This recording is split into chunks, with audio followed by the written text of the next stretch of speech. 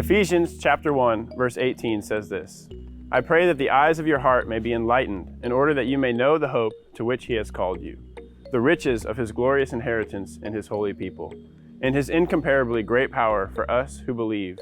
That power is the same as the mighty strength he exerted when he raised Christ from the dead and seated him at his right hand in the heavenly realms, far above all rule and authority, power and dominion, and every name that is invoked, not only in the present age, but also in the one to come.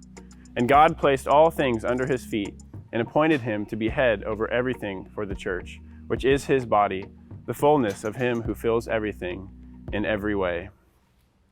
Recently at the Tigard campus in the youth room, I've been working on setting up the sound system for worship.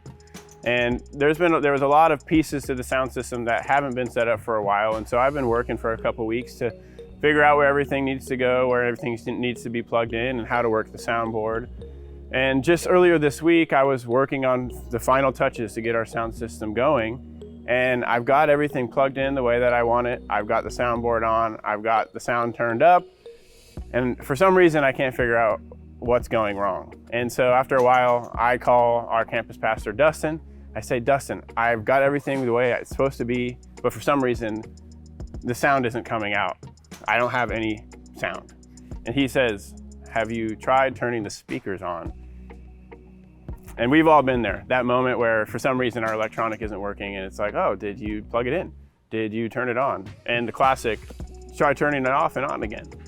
And in that moment, I realized my speakers didn't have power. And so even though everything was set up the right way, the power was missing. And I think a lot of times that's how it can be for us in our walk with Christ. It seems like we're doing all the right things and we're living this Christian life, but we're not experiencing that power that the scripture talks about, that power that is the same power that rose Christ from the dead. And I want to talk for a minute about that word power.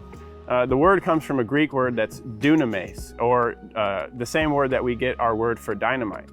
And a lot of times, that's kind of how we think about the power of God. We think about it as this explosive power, this one big firepower shot.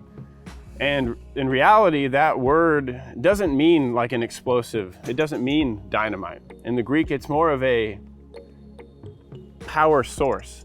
So in the same way that our speakers don't just get random bursts of power, they're just constantly plugged into a source of power. And in Ephesians, Paul's using this word to explain that the power from Christ comes from being consistently plugged into him.